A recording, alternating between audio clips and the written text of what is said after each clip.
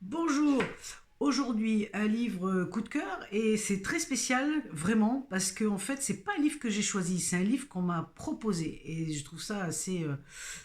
c'est pas comme ça que je fonctionne en général et là vraiment j'ai eu un coup de cœur.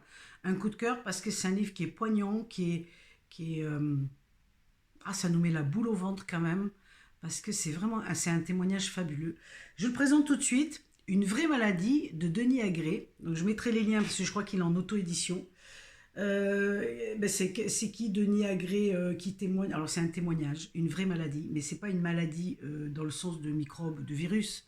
Là c'est la maladie de l'ego, c'est la maladie d'un système, c'est la maladie que tout va mal, quoi, hein. Ça fait déjà quelques temps qu'on le sait, mais là ça se passe dans le milieu hospitalier. Alors certes on a appris depuis ces 2 ans qu'il y avait quand même des bugs au milieu hospitalier.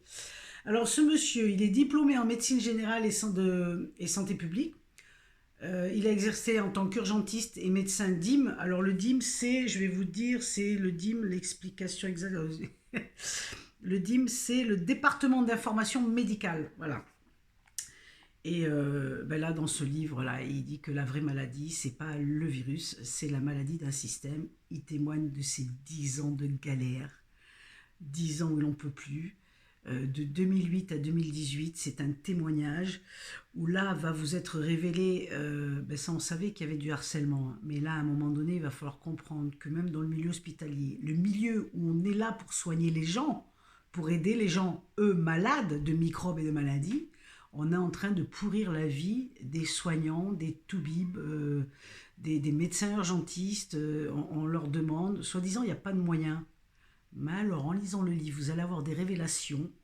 Il n'y a pas de moyen, il y a genre un toubib qui, enfin, je parle toubib, un médecin, pardon, genre un médecin qui n'englande pas une, qui prend des vacances comme il veut et en plus on lui paye ses RTT, quoi. 12 000 euros, on y a payé de RTT. Tout ça avec notre argent, votre argent. À un moment donné, il faut que l'hémorragie s'arrête, quoi. À un moment donné, il y a quelque chose qui doit se passer. Alors, vraiment, j'ai été pris dans le livre. Il est petit, vous voyez, mais en plus, vraiment, ça va l'aider en achetant le livre. C'est un témoignage, c'est un cri. Vous savez, il a été arrêté plusieurs fois, arrêté de travailler, hein. On l'a poussé à arrêter de travailler. Et ce monsieur, ce toubib qui avait quand même un bon niveau de vie, il se retrouve maintenant, voilà, complètement, il croit plus. Il y croit encore puisqu'il a témoigné. Il y croit encore puisqu'il a témoigné. Mais vraiment, dans ces pages, vous allez découvrir partout où il est passé et en même temps, vous allez aussi découvrir, pour peu que ça vous intéresse, mais je trouve ça quand même assez spécial. Et puis, avoir la connaissance et pouvoir changer les choses. Donc, c'est intéressant d'avoir cette conscience-là. Vous allez découvrir comment ça se passe, comment ça fonctionne, mais de l'autre côté du décor, c'est-à-dire de l'autre côté, derrière la porte de votre chambre, quoi, quand vous êtes hospitalisé. Voilà. Et je trouve ça complètement fantastique. En tout cas, merci à Denis. Et je souhaite que je vous ai donné l'envie de le lire parce que c'est un vrai coup de cœur.